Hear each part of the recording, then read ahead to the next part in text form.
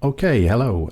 This is a follow-up video from my previous one about the Steinberg UR22C, in which I said I had one niggle about the product. I also said I really like the product, and I still do.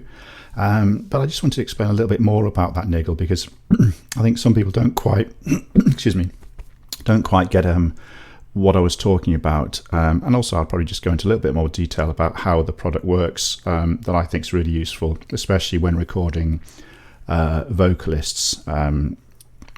So basically the main advantage of this product, I think, is that you can add DSP effects basically that have zero or pretty much zero latency, so that when the perhaps the vocalist sings into the microphone, you can apply things like reverb, a bit of compression, and what it doesn't do, it doesn't go into your computer and do a kind of round robin. It's not processed there and then sent back along your USB cable into your headphones. It's all in the box, so it adds reverb or whatever you want basically straight into your headphones, and that's why the zero latency is there. But my niggle was you couldn't, although you could record some of the other effects directly into your DAW and apply them and record them in your kind of timeline, what you can't do is you can't record any reverb you add. And I just want to explain that now. To be honest, it doesn't really affect me too much. I can always add reverb afterwards anyway. But here goes, and I'll explain it. And I'll explain a little bit more about the product here. So what I've got set up here is basically a this is Reaper. I've just got I've set up one track here. There we go. Let's make it nice and big.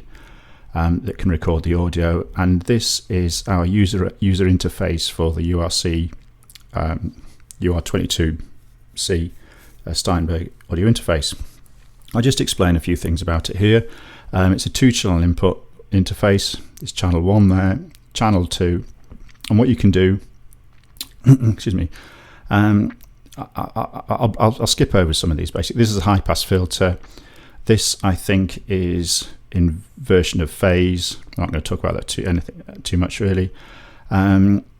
Just coming down here, this is your effect 1 and your effect 2, so you can apply 2 effects if you like, and the effects are, you can add no effects, you can add a channel strip. Let's have a look at that, which is basically, channel strip is a compressor and an EQ here, so you can change those and adjust things accordingly.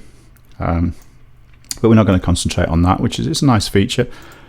There we go. And you can also do the same here. You can add another effect. Basically, the effects are your kind of channel strip, and then 4 guitar amp simulators. So you can only, what you can't do is you can't apply 2 guitar amp simulators at the same time. You can only reapply a maximum of 2 effects, obviously. One being a channel strip, and then the other one being one of these guitar amps. So I can just show you how that sounds. Let's just turn on, let's select a lead. There we go, 1, 2, 1, 2. We're getting a bit too close there to the mic. 1, 2, 1, 2. Da, da, da, da, da, da. So there we go, you can see how it works. And what you're hearing now is exactly what I'm hearing through the headphones. So look at that. That's it there. So yeah, that's one of the amps. I'll just show you a couple of the other amps as well. Go. There's another one. 1, 2, 3, 4. Turn that off. Yeah, turn it off there. There's a drive. There we go. So you can see how that works. Really nice, actually. If you put a guitar through it, obviously not very good for voices.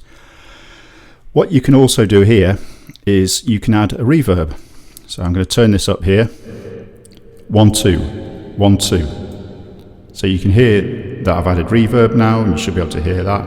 And I can turn it down to 0, then back up again. So what that does, actually, depending on how much reverb I want to add, or in fact how much reverb the singer usually wants me to add, is that can kind of mask. Basically, it stops the singer listening too much to their own voice, if you like. Just adds a bit of reverb, which kind of masks any impurities, and you don't want to distract the singer by having them listening too much to their own voice, to be honest. And that's generally why you would add it for the singer. and the reverb doesn't have to be what you apply in the mix. This is really to help the singer. So in a way, my one niggle isn't too much, but I'll show you what happens here. So let's just try that. Let's select a different one of those. 1 2 1 2 1 2. Okay. So what I'm going to do, I'm going to click record on here, and you'll see how. And what I'm doing is I'm going to record. Oh, sorry, this is the effects record, by the way. So the effects, if I turn that on, this effects record determines whether the effects are sent into my DAW, okay, rather than just the headphones, which is what's happening at the minute. 1 2 1 2. Okay. So you'll see now. Let me turn the effect down a bit. 1 2 1 2. Actually, that is telling me. Let's just turn it down a bit there. 1 2 1 2. Okay. Right. So if I press record now, I'm pressing record now, and the effect should not be sent to the DAW. But when I turn the effects on, FX record, now the effects should be sent to the recording track. Okay, 1 2 3, and let's stop. Let me turn that off. Just to demonstrate here. Let's bring that forward a bit. There we go. Let's have a listen. This is what I'm pressing record now, and the effect should not be sent to the DAW. But when I turn the effects on, FX record, now the effects should be sent to the recording track. Okay, 1 2 3, and let's stop. So there we go. That was my recording, and you'll see that the effects were brought in as and when I click that effects button. That's for any effects on this strip here, these two strips.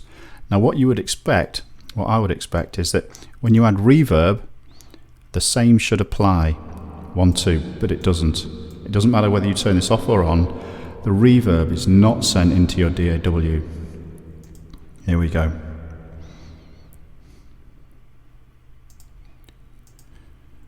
Okay, this is just me talking. I can hear the reverb in my headphones, and now I'm going to click Effects Record. The effects record has been switched, and you would expect this reverb to be sent across to the DAW track. 1 2 3, is there any reverb as I'm speaking now? Let's stop that. Okay, let's turn that off. Let's just turn the reverb off as well. Okay. Let's see what happens now. Okay, this is just me talking. I can hear the reverb in my headphones, and now I'm going to click Effects Record.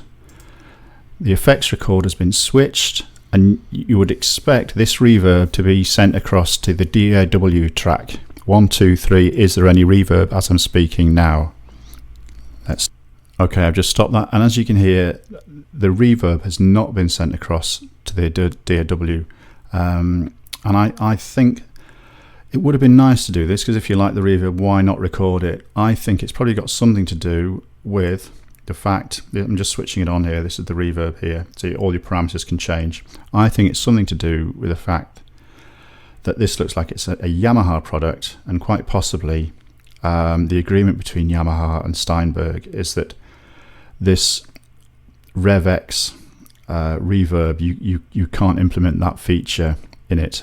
However, I'm of the understanding that you may be able to do this with Steinberg's Cubase, but certainly this doesn't seem to be the case with any other DAW, or at least Reaper and Ableton Live, which is what I use. So that's just really explaining it. Having said that, I'm still very happy with the product. I like it. It's really useful for recording singers, or talent, whatever you want to call them, where they ask for a bit of reverb to be sent to their headphones, and it just kind of masks their any imperfections in their voice a bit. Really, not any imperfections, obviously, and